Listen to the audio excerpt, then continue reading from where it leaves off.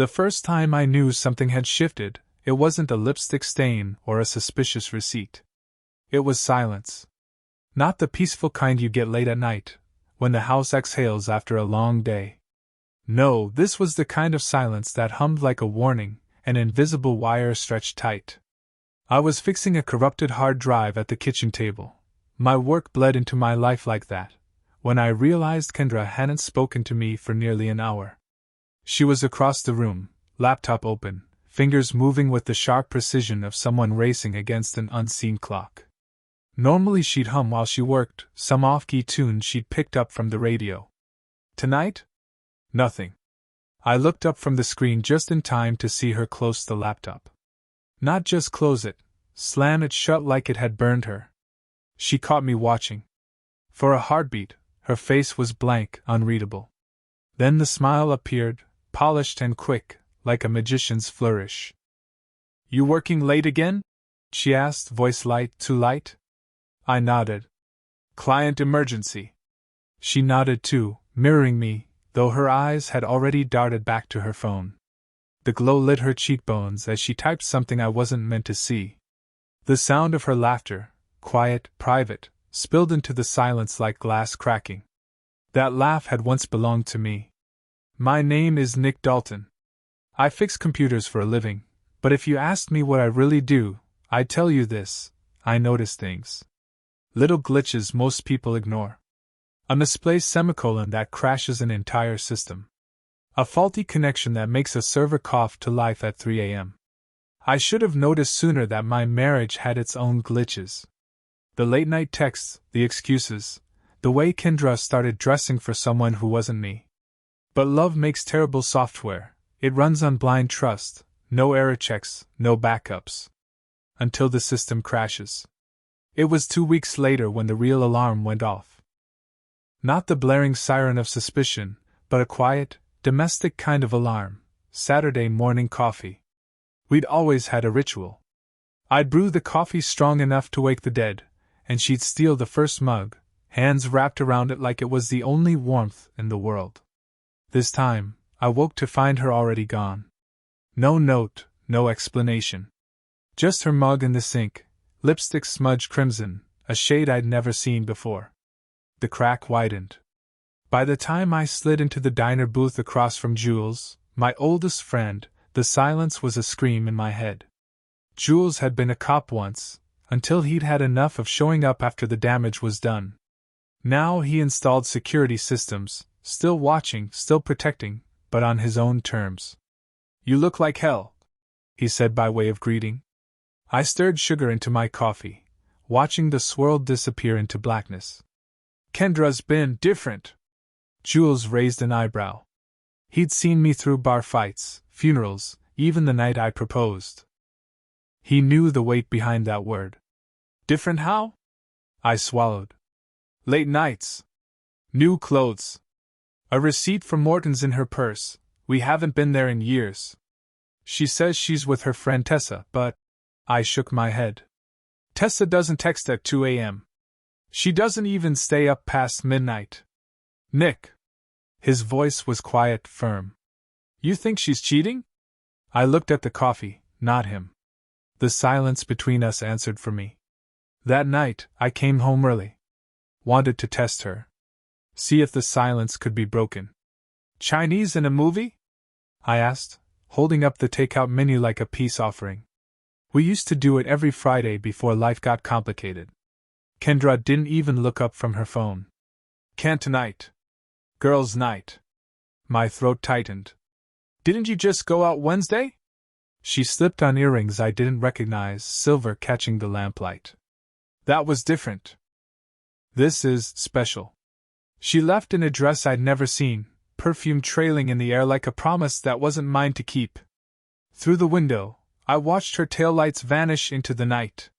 My hand found my phone before my mind caught up. Operation Catch a Liar. I texted Jules. His reply came fast. "You sure?"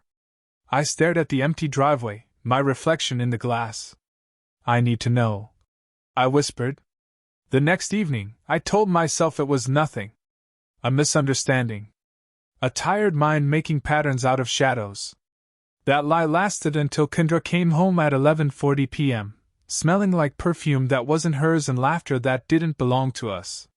She kissed me goodnight, quick, distracted, as if her lips were already somewhere else. I lay awake, staring at the ceiling, the silence roaring louder than ever. By Monday, the itch to know had become unbearable. That's when Jules called.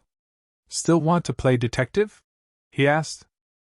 We met at the same diner, Murphy's, the kind of place that hadn't changed since the 70s. Jules slid into the booth with a folder thick enough to choke a shredder. "Did some digging," he said, tapping the cover. "Kendra's firm? She's been working late all right, but not at her desk. Guy named Tyler Reed. Marketing coordinator. New face. Big smile. Bigger ego." The name landed like a stone in my stomach. "You're sure?" Jules gave me the look only an ex-cop can, flat, unwavering. "I don't guess about this stuff. I checked receipts, company events, hell, I even called in a favor at parking enforcement. Tyler's Audi shows up at Hendricks Bar the same nights Kendra claims she's out with Tessa. Every time." For a moment, the diner disappeared. Just me, my coffee, and the sound of a trap snapping shut. That evening I tried again. A little experiment in nostalgia. "Let's order pizza. Watch Die Hard like we used to," I said, keeping my tone casual. Her eyes flickered with something, guilt, maybe, or annoyance. "Can't. Tessa needs me again. She's having a rough night." Her voice cracked on the last word, the way bad actors stumble through a script. "Of course," I said, forcing a smile. "Go take care of her." She left in a black coat I didn't recognize. My smile died the second the door closed. I called Jules. "She's on the move." "Already on it," he said. The city was alive that night, neon bleeding into puddles on the pavement. Jules's beat-up truck idled across from Hendricks Bar. I climbed in, heart pounding, pulse synced with the bass thumping through the bar's walls. "Front table," Jules muttered, passing me a pair of binoculars. Through the glass I saw her. My wife. My Kendra. Leaning in, laughing too hard at jokes that weren't mine. And next to her, him. Tyler Reed. He was everything I wasn't: broad shoulders, perfect hair, expensive suit. The kind of man who wore confidence like cologne. And Kendra was drinking it in. When her hand brushed his arm, something inside me snapped. Not loud, not violent. More like the quiet crack of a circuit breaking. I lowered the binoculars. "That's enough." Jules studied me carefully. "What's the plan?" I watched her smile at Tyler the way she used to smile at me. Cold clarity washed over me. "The plan," I said, "is to make sure either of them forget who I am." The following days blurred together. Outwardly, I was the model husband. Made coffee in the mornings, kissed her cheek at night, pretended not to notice when she slipped away for client dinners. Inwardly, I was rewiring. Every suspicion became a file. Every lie, a line of code in the program I was building. She thought she was sneaky. But I'd spent 15 years untangling networks, exposing hidden malware, breaking through encrypted walls. If there was one thing I understood, it was that every system leaves a footprint. Every cheater does too. And footprints could be traced. Friday evening, she left again, perfume trailing behind her like smoke. I stood at the window, phone in hand, the reflection of a man I barely recognized staring back at me. "You're really going to do this?" Jules's voice was gravel over the speaker. "Yes. Nick, once you start down this path, there's no pause button. You can't just Control+C your marriage." I stared into the night, where her car had vanished. "There's nothing left to undo." A pause on the line. Then, "All right. Let's burn their playbook." That night, I set the first line of code into motion. Nothing drastic. Just a quiet test. At 2 a.m., while Kendra slept beside me, I slipped into the home office. Her laptop waited, password protected. I built the system myself. Getting in was child's play. And what I found: Not photographs. Not explicit messages. Worse. Plans. Jokes. Inside language only lovers share. Discussions about weekends away. About when the timing would be right. It wasn't just an affair. It was a replacement. I sat back in the chair, staring at the screen glowing like a knife. Kendra stirred in the bedroom, mumbling my name in her sleep. But it wasn't my name she saved her smiles for anymore. And that's when I knew. This wasn't about catching a liar anymore. It was about teaching them both that some glitches can't be patched. They burn the whole system down. The glow of the monitor painted my office walls blue. For a moment I couldn't move. Couldn't breathe.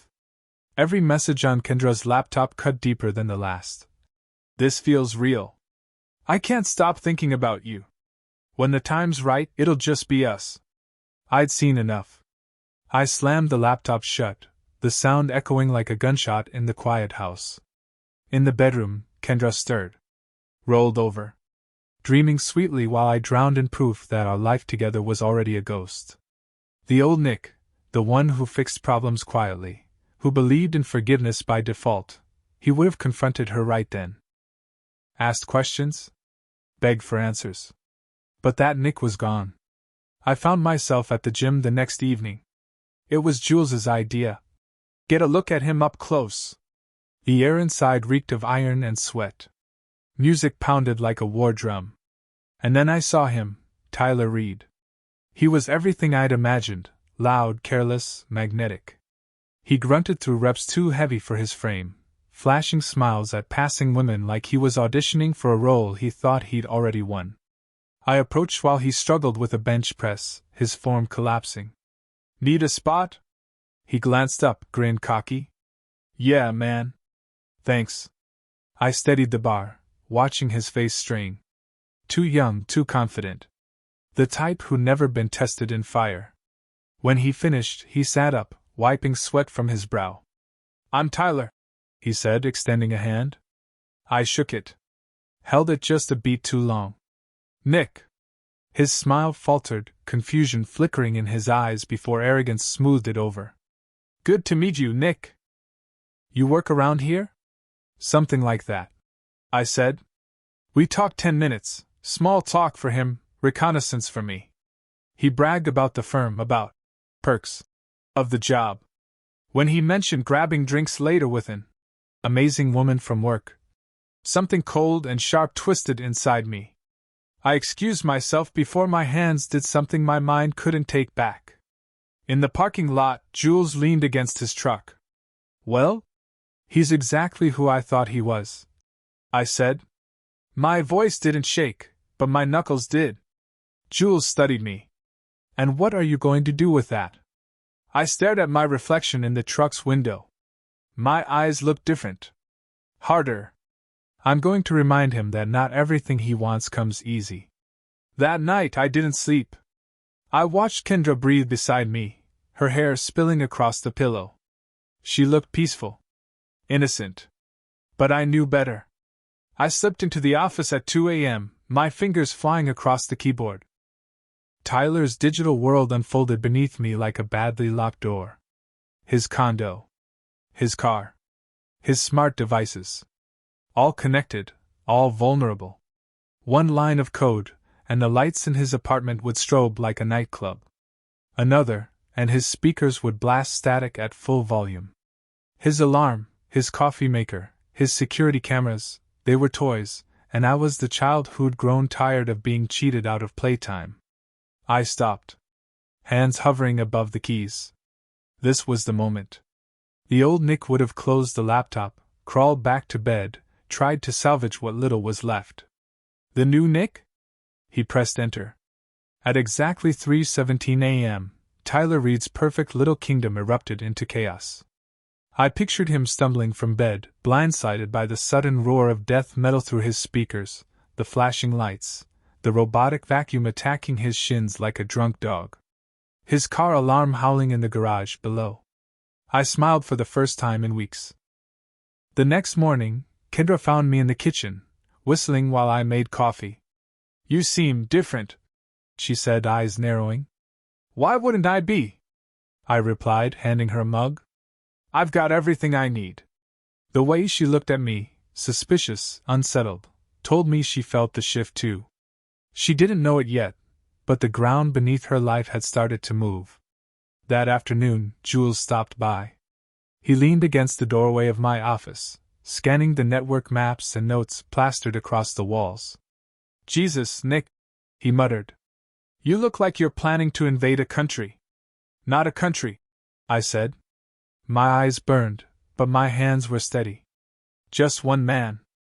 And Kendra? I hesitated. The silence between us was heavier than any words. Finally I said, she made her choice. Now I'm making mine. That was the twist I hadn't expected. I wasn't broken anymore. I was building something new. And God help anyone who stood in my way. The morning after my little experiment, Tyler Reed walked into work looking like a ghost. At least, that's what Jules told me. He'd made a casual stop by Kendra's office under the guise of checking a faulty security system. From his vantage point, he'd seen Tyler stumble in late, hair unkempt, nerves rattled. Employees whispered. HR took notes. And Kendra? She pretended not to notice. Your storm's working, Jules muttered over coffee that evening. But storms don't last forever. You've got to decide what comes next. I knew he was right. My plan wasn't just about Tyler, it was about Kendra. And if I was honest with myself, I still didn't know what to do with her. That night, she came home late again. I sat at the dining table, the laptop open in front of me, evidence glowing on the screen, photos of her hand in his, messages laced with promises she hadn't made me in years. When she walked through the door, the scent of cologne clung to her like smoke. Not mine. Hey, she said, dropping her purse carelessly, forcing a smile that didn't reach her eyes. Sorry I'm late. Client dinner. I looked up from the screen. Which client? Her face faltered. Just for a second. A hairline crack in porcelain. Then the smile returned, brighter, brittle. You wouldn't know them. I closed the laptop gently, like it was a weapon I wasn't ready to fire. Right. The silence that followed wasn't the old silence, the one that warned of distance. This one pulsed, electric, alive.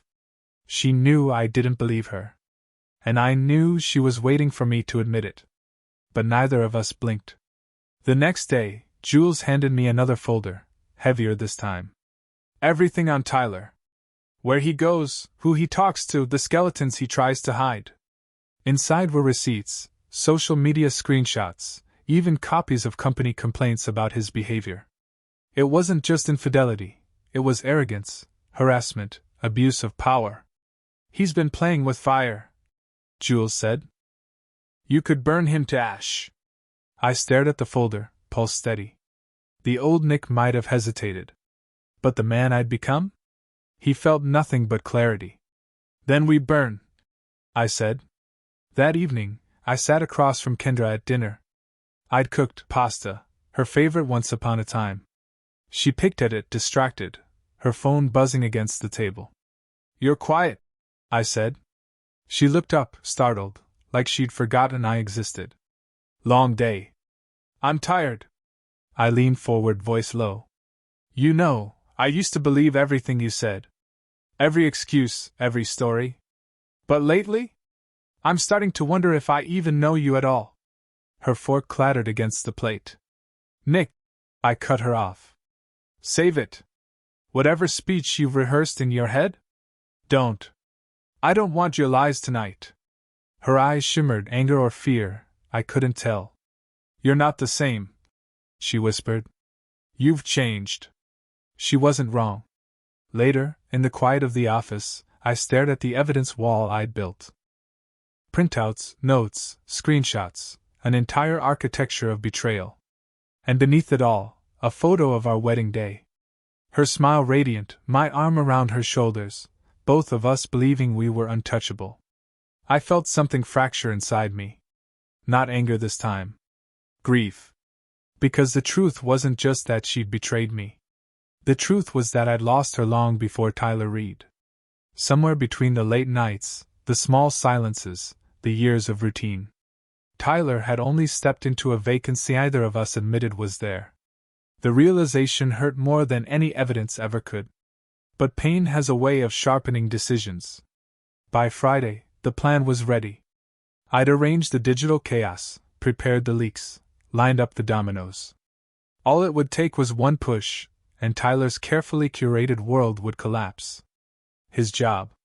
His reputation. His shiny confidence. And Kendra would be standing in the fallout with nowhere left to hide. The weight of it pressed against my chest as I watched her get ready for yet another girls' night. She slipped on earrings, perfume, heels that clicked like countdowns across the floor. I studied her from the doorway. Going out again? She froze, just for a breath. Then forced that same practiced smile. Yeah. Tessa's birthday. Tessa's birthday was 6 months ago, I said evenly. Her face strained of color. For the first time, she had no excuse ready. No words. Just silence. And in that silence, I made my decision. No more games. No more pretending. The climax was coming. And when it did, there would be no way back. Saturday morning broke sharp and cold. The kind of air that makes the world feel brittle, ready to shatter. Jules texted at dawn, target acquired. Through the blinds, I spotted the silver Audi parked across the street. Bold, arrogant, like Tyler was daring me to notice. Kendra came downstairs 20 minutes later, phone in hand, already dressed. Her eyes flicked toward the window, then back to me. Coffee with Tessa, she said casually, sliding on her coat. I set my mug down. Funny, I replied. Didn't know Tessa drove an Audi. She froze. The silence between us stretched until it snapped. She didn't answer. Just walked out the door and straight into Tyler's car. I waited exactly 5 minutes before leaving. Riverside Park was nearly empty, the lake catching slivers of weak sunlight. I found them on a bench, close enough to touch, far enough to think they had privacy. Kendra saw me first. Her face strained, color spilling away like water. Tyler turned, frowning. What the hell, beautiful morning, isn't it? I said, calm. Too calm. Kendra stood, trembling. Nick, please. I held up a hand. Sit. She did. Tyler rose, puffing out his chest like a guard dog. Who are you? I stepped closer, extending my hand with a smile sharp as broken glass. Nick Dalton. Kendra's husband. Recognition hit him like a sucker punch. His jaw tightened. His arrogance faltered. This isn't what it looks like, he muttered. I laughed, low, humorless. That's funny. Because to me, it looks exactly like my wife sitting with the guy she's been sneaking around with for weeks. Kendra buried her face in her hands. Tyler tried again. Look, man, sometimes people connect. Connect? My voice was steady, almost conversational. Connection is 15 years of marriage. Connection is pulling double shifts to bury her mother. Connection is staying up all night when she's sick. What you've got is adrenaline and perfume. His bravado cracked. He stepped back. You don't understand. I pulled my phone from my pocket. Opened the folder of screenshots, messages, photos. I held it where they both could see. I understand plenty. I understand every lie. Every secret. Every word you thought would stay buried. And I understand one more thing. I leaned in close enough for him to smell the steel in my breath. Your little career? It ends today. He paled. You can't, I already did. HR has everything. Screenshots. Messages. Complaints you laughed off. By Monday, you'll be cleaning out your desk. Kendra gasped, looking at me with something between horror and awe. Tyler shook his head, backing away toward the car. You're insane. No, I said quietly. I'm thorough. And just like that, the cocky smile that had lured my wife away crumbled. He turned and fled, retreating to the Audi like a soldier abandoning a lost war. The silence that followed was worse than any shouting match. Just the wind against the lake and Kendra's ragged breathing. She finally spoke, voice raw. What happens now? I turned to her, meeting her eyes for the first time in weeks. Now you decide. Do you want the fantasy? Or do you want me? But whichever choice you make, it's the truth this time. No more lies. No more Tyler. Tears streaked down her cheeks. She reached for me, then stopped, as if unsure she still had permission. Nick, I'm sorry. I don't even know how I got here. My throat tightened. For a moment I saw her as she was on our wedding day, radiant, unbroken. And then I saw her as she was now, shaken, guilty, still beautiful, but carrying the weight of betrayal. I loved you enough to fight for us, I said. You didn't. That's the part one can't forgive. Her sob cut through the air like glass breaking. We walked back to the cars in silence. She climbed into mine, because Tyler was already gone, tires screeching as he disappeared. On the drive home, she kept stealing glances at me, as if trying to recognize the man behind the wheel. And maybe she was right. Maybe I wasn't the same man anymore. The old Nick had been patient, trusting, easy to lie to. The new Nick had fire in his veins, and he wasn't afraid to use it. As we pulled into the driveway, Kendra whispered, "Can we fix this?" I killed the engine, stared out the windshield, and let the silence answer. D out under HR's watchful eyes, his reputation scattered like ash. Jules texted me a single line, "Package delivered." Kendra handed in her resignation 2 days after that. Not because I demanded it, though I had, but because she finally understood that every hallway, every desk, every whispered conversation would chain her to the memory of what she'd done. We started therapy the week after. Sitting side by side in a sterile office, speaking to a stranger about the rubble of our marriage. Sometimes we spoke honestly. Sometimes we lied without meaning to. Sometimes we said nothing at all. Healing, I learned, is less like patching a hole and more like learning to breathe with a scar. One night, weeks later, I caught her watching me across the table. No phone in her hand, no rehearsed smile. Just eyes, tired, red, but focused entirely on me. "You scare me," she said softly. I raised an eyebrow. "Why?" "Because you're not the man I married. You're stronger. Colder. Like you don't need me anymore." I sipped my coffee, let the silence linger. "Maybe I don't," I said finally. "But that doesn't mean I don't want something real. The question is whether you do." She didn't answer. Not then. But her hand reached across the table, hesitant, trembling. And I didn't pull mine away. I won't pretend the story tied itself into a neat bow. Some nights I still lie awake, wondering if I should have walked away. Some mornings I look at her and see the woman I fell in love with. Other mornings, I see the stranger who betrayed me. Forgiveness, I've learned, isn't a moment.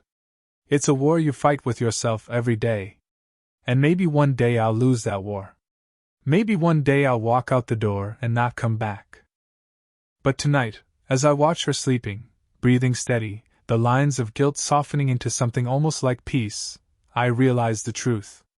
Tyler Reed thought he could take my life from me. Instead, he gave me something else: clarity. Strength.